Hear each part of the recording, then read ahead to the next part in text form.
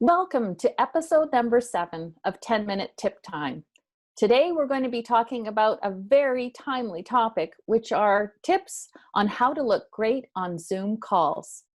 Our show is sponsored by Platinum Pivot, a consortium of experienced business professionals who are working together to share with you practical business tips to help you navigate change. I'm your host, Helen Latimer, and my company name is 925 Resources. Our guest today, who normally sits where I'm sitting in the host seat, is Penny Redmond. She's a business strategist, entrepreneur, blogger, digital e-course creator, producer, host of the podcast called Ladies in Biz, and, catch my breath, and she's also the president of Fortura Marketing. Welcome, Penny. Welcome. It's kind of cool being on the other side of the desk, per se, instead of being the host. I'm super excited about this topic as well, and to go over some of the tips on how to look great in Zoom calls. And when I'm talking about great, I mean more like professional. Just, when you're doing a business call, what do you want to look like, right? Absolutely. I'm really pleased. I was very happy to have a chance to talk to you about this, because I do think it's something that many of us, myself included, have struggled with.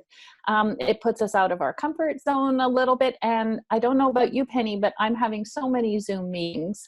So I'm just really eager to hear what I need to do to make sure I'm putting my best professional foot forward.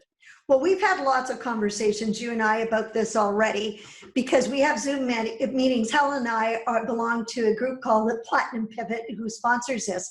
And we have weekly meetings, and it's so funny. I think with everyone in the group, I've had a chance where I've sat down and said, okay, here are the things that maybe you could consider.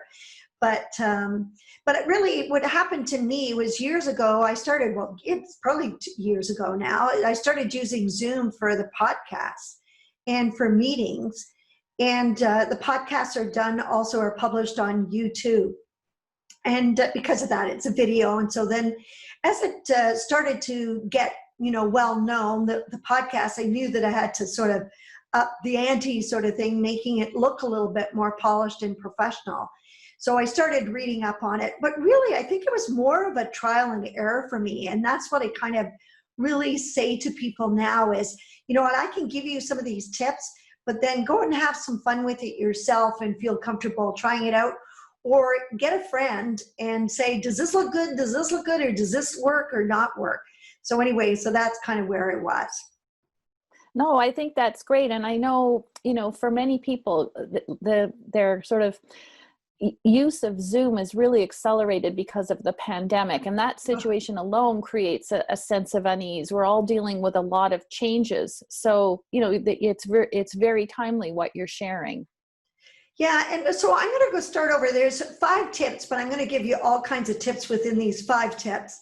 But one of the first one is, if you're starting on Zoom and it's your first time, and I've watched many people go through this, is just check out Zoom at the very beginning, download your app so that you're ready well before your first meeting.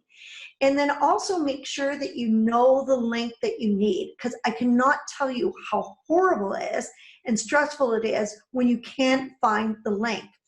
So what I've been doing, and here's a tip, what I find is helpful, is that as soon as I put it in my calendar, I make sure that the link and the password is right in my calendar. And the other thing is, if I actually do if I'm the one that is doing a meeting and sending out the request, I send it to myself. I CC it as well, so that I always know that I've got this one little file folder that I slip them into right away, so that if I do run into trouble and I can't find links, I know I have a file folder in Outlook that has all the meetings that I've scheduled myself, so I can find them quickly. Right. And so in terms of understanding, so the tip about making sure that you give yourself time to log in, making sure there's a little tip on how to make sure you've got your meeting information. What else is really important when you're just getting started? Well, definitely making sure you give yourself enough time at the beginning. But the other thing is definitely, the next thing I would say that's really important is lighting. And I mean, there's all different levels of lighting. You could see that I actually have lighting, and you know what? It doesn't have to be expensive. Anything I'm suggesting today is not going to cost you any money, or it's going to cost you a small amount, and you just have to decide if it's worth it or not for you. When you're in a Zoom meeting, it is about your personal brand. You are representing your brand. And if you're doing a meeting that's maybe internal meeting in your business, well, then maybe it's not as important. People see you every day, but what you want to do is at least look like you're not tired. So the lighting, the best thing you can do is whatever you're using to be able to, when you're on the Zoom call, if you're on your phone, take it around your apartment or your house and find the best lighting that you can. And generally the best lighting is natural lighting. So if you can have a big, big window, have it always in front of you, never behind you. If it goes behind, you're going to be very dark. But if it's in front of you, it'll give you a natural light. If you don't have a window, then use a lamp that's in front of you. So for today, this meeting, I wanted to just use something that was just a regular lamp that I had in the house. Use lamps or bulbs that are LED lights that are light and white, not a yellow. So it just, so it doesn't have to be expensive. Just make sure you're a little brighter. And I know you're using natural light right now as well, I can see, which is wonderful. That's the best lighting you can use. Well, no, it's a great tip. And I was just on a meeting this morning and somebody was sitting in front, where I guess the window would have been behind them. And you could barely see them. And it was a real shame because they had good content to share, but you're kind of distracted because you can't make eye contact. And, I know Zoom is becoming such a part of our day-to-day. There's all these TV shows now and news shows where they're using Zoom because they can't go and interview in person. So I can see that lighting would make a difference. What's another thing? What's the third tip that you've got? Number one, the other tip that I really like talking about, the third one is really about the camera. And lots of your laptops have great cameras in them already, or if you're using your iPhone, it's got a great camera in it, so you don't have to worry. But if you have a desktop or a laptop that doesn't have a 1080p camera, then for under $100, you can buy a Logitech, or there's other brands that are knockoffs of Logitechs, and you can get a much clearer vision so it's not as blurry. So that kind of helps. So just make sure that you've got kind of a decent camera besides the lighting. Right. And about the placement, because I know I've had a couple of meetings where people are kind of, I'm seeing the top of their head, or, they feel like they're looking up. Yes. And one of the good things is it should be pretty much where you can see we're kind of eye level. Both of us right now, we're in the center, we're eye level. It's if you're older like me, do not have a camera facing up that's below you. It is not a good thing, believe me. So if you're going to do anything, and if it's going to be bad, then make sure it's at the top looking down. But it's better if you can have it kind of eye level. And speaking of eye level and where the camera is, I'm sure we all saw this guy that was a newscaster in the States where he ended up not having, he had underwear on. So my tip number 4 is about making sure you're wearing the right clothing. Right. And I'll tell you, if you don't wear anything at the bottom, this will be the time where you spill your coffee in the meeting and you have to jump up to get away from the hot coffee, finding that you don't have the right lower garment on the bottom. Inevitably, that's when it's going to happen. For sure. No, I think that's a great tip. Make sure you've got pants on. Yeah. So you've something that's not going to be embarrassing. And the other thing that I would say, tip number 5 is really around the background. And really, because you're representing your personal brand, it should reflect your personal brand. Like with you, your background is lovely. You've got a bookcase, you've got great books, they're tidy. It's not taking away from what you're saying. People are listening to what you're saying and they're not saying, oh, what's that? What's that?